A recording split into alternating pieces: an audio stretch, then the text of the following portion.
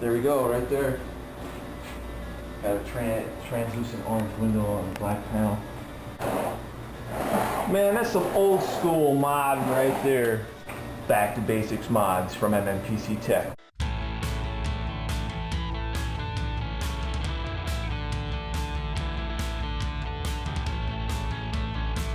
Wow, that was me in 480p with a lot more hair and a lot less belly. So welcome to part 2 of our Mod Like It's 1999 Retro PC Build and Mod series. In our last episode, we met Derek from PC Doodle in South Minneapolis and was introduced to his time capsule PC build from 1999. And he also revealed the old school art of cablegami and asked if I would create a custom window for his retro PC. In this episode, I'm sharing my old school method for making a custom window in your retro desktop PC case or even a new case that doesn't have a window. This essentially is an updated version of the video that I did in 2007, and you're more than welcome to go back and watch that original video. I'll post a link in the video description so you can get a bit of the real nostalgia in case modding. The first step and the most important step when modifying one of these old cases for a custom window in the side panel is determining the location for the cutout for the window. It's because we attach the acrylic sheet to the back side of the panel when we do this modification. So the window needs to be located in a position that still allows you to remove the side panel and reinstall the side panel without the window obstructing you from doing so. Now, what's great about this old case is it has one of those recesses in the side panel for your fingers when you go to remove the side panel, which is very common for this era of cases. This is a great starting point for determining our window cutout, because when the panel goes back, it hits that recess, so you know that the window there, it's going to do the same thing, and it still allows enough space for the panel to be removed and reinstalled. So that's why you can see in the video after I've applied masking tape that I made that my starting point for determining our window location. After measuring out the window cutout, I'll use a roll of tape, and this is 4010 tape, which I'll actually use to attach the window, to make a rounded corner. It's much easier to cut with a jigsaw rounded corners versus just going straight and trying to get it perfect, and also it looks good too. Next, what you want to do is grab an empty box or carton similar to the size of the side panel, and then place the side panel on top of the carton and tape it onto the box so you can turn the box if needed while cutting it, and also the box collects all the debris that you create while cutting the side panel. Now we're ready to move forward and make our actual cutout in the side panel for the window.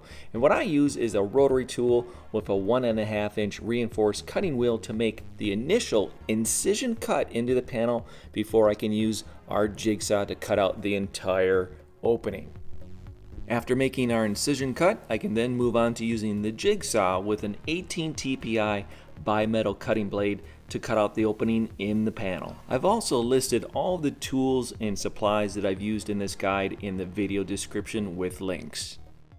After finishing our window cutout in the side panel with the jigsaw, I'll grab a hand file and I'll go over the edge of the cut to deburr it so it's nice and clean before we attach our window. Next, I will take our side panel and reinstall it onto the chassis with just the window cutout so I can confirm that the cutout location will work, meaning that when the window is attached to the back side, the side panel is still easily removable and easy to reinstall. The next stage is fun, and that is applying the U-channel trim from Mnpctech to your window cutout. This trim gives your window a more professional and finished look. It can also hide any blemishes or mistakes that you've made too. We are nearly finished with this case mod. The last step is to measure out the acrylic window that you cut, and then that will be mounted with 3M's 4010 clear tape from Mnpctech. This is what us PC modders refer to as tape of the gods. And that will hold up for years. Once your window is cut, remove the paper backing from one side and apply that side onto the 4010 tape, and then take the palm of your hand and smooth out the window onto the side panel. And then remove the paper backing from the backside and you have a custom window in your PC case. Stand back, admire your work, show it off, tweet it, Instagram, Facebook, whatever you do. Show it to your mom and dad. Be proud. You've done it yourself. Case modding is alive and well still in 2018 and will continue to be. So if you would like to do this same case mod that I shared in this guide, I've put together an easy DIY all-in-one kit for a custom window in a PC case for my store at Mnpctech. You've got the U channel, the 4010 tape, and a clear acrylic window. I'll post a link in the video description to this kit. And have fun. I mean, that's what's important most of all, right? Now, in our next episode, I'm going to go back to Derek's shop and we're going to dive into more of what was available for retail case mod products at the time of his build, and also see what he's got planned as DIY stuff. So if you're new to this series, please subscribe, hit the bell so you're notified when our next video is out. And I also want to thank everybody that has shared this series and given me feedback about the type of retro build projects that you're working on. It's really cool to see all this stuff again. So thanks everybody for watching and have a great day.